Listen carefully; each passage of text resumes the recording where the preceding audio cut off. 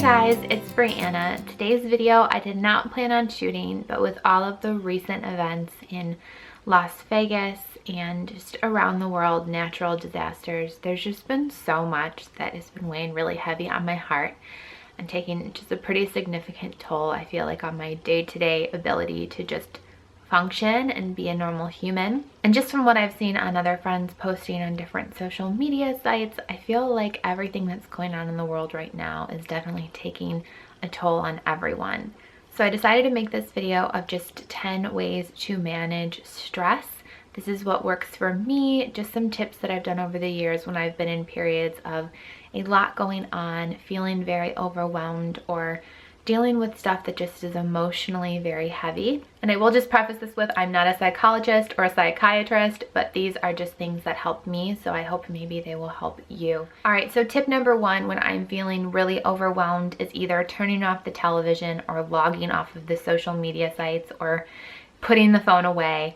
It just helps to sort of not see it anymore, or not read about it, not hear about it anymore. And I think it's so hard to disconnect. I feel like my phone is attached to me by an umbilical cord. It's sort of like my right arm sometimes, but I think putting it in a drawer or leaving it upstairs just really helps to disconnect from hearing more of the negativity. Number two is deep breathing, and I've actually started even teaching Landon how to do it, and it's really cute sometimes when he is just either feeling nervous or having one of his terrible chew tantrums. I'll say, Landon, you need to take some deep breaths, and just like just doing that for a few minutes, even if it's just 10 times, like count 10 super deep breaths. And it's actually amazing how different you feel after taking those 10 deep breaths.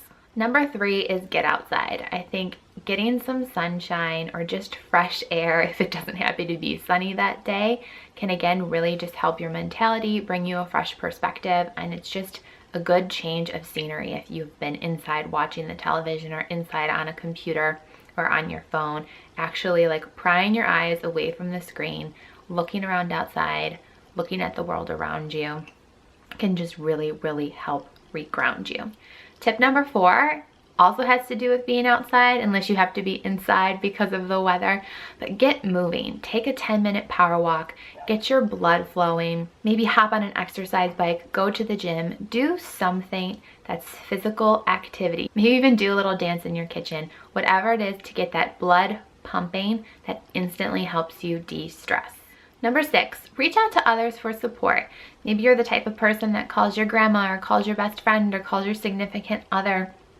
If you need to talk through your problems, make sure you do that. If you're in your workplace or a community space like your church, reaching out to those community members too, because we're all humans and we experience things differently, but at the same time, there's still something very unifying about going through, whether it's changes, stress, hard events, natural disasters, that it takes a village. And that's not just for raising children, it's for actually just getting through things together.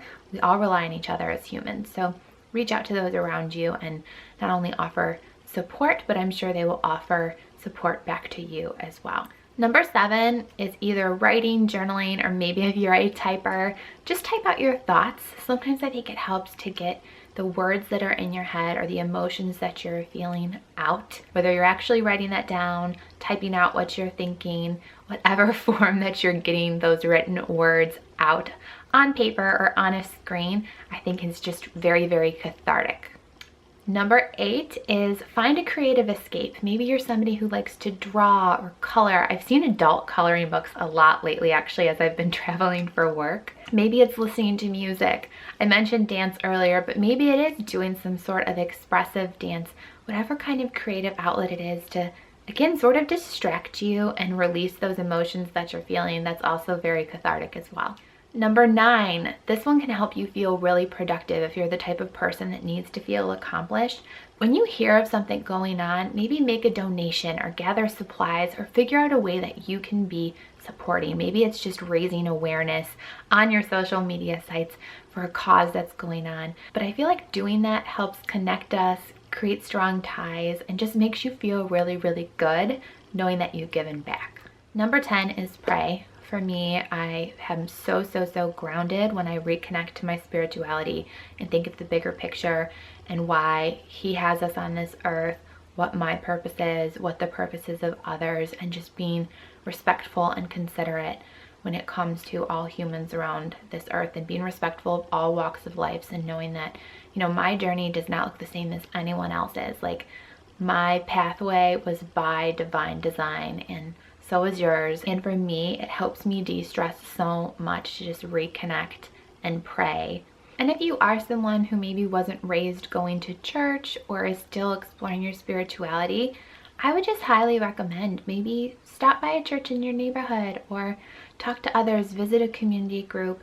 There is something so powerful about being a part of a church community and being part of a welcoming, open space where you can be yourself, come as you are, a judgment-free zone. And that's truly what I believe is the benefit of being part of a religious and church community, is a space where people have good intentions, will assume the best in you, and do nothing but support and pray as well. All right, so those are my 10 tips. I would love in the comments you let me know, what do you do when you are feeling stressed or overwhelmed? How do you deal with the hard news that I feel like is just on the daily? Especially if you're living in the US, there's just so much going on in our country right now. It feels like we are so divided. It feels like there is so much hate. And as a parent, that is so hard to think about, just the current environment that our kiddos are growing up in. So let's make this a positive space. That's what I love about YouTube. That's what I love about you guys as my subscribers. And if you're new and want to join this positive community, highly encourage you to do so. You are welcome here. But let others know in the comments, what is it that you do to manage your stress, deal with things that we know are a part of life, are a part of adulthood, are a part of growing up and being human. Let us know. Let's help each other in the comments and be supportive. Thanks so much for watching this video. I'm sending all of you love. I'm praying that this gets better, and I know it will get better. Like, it truly does. And sometimes time is just what helps us heal things. But for anyone who's been personally impacted by the recent tragedies in Las Vegas, the natural disasters in our country, and just the other bad news that's been happening in the world, know that I'm praying for you and wishing you nothing but the best. And I hope that maybe some of these tips can help you through what I'm sure has got to be an incredibly stressful, difficult time for you. All right, I'll see you guys in my next video. Sending you love. Bye.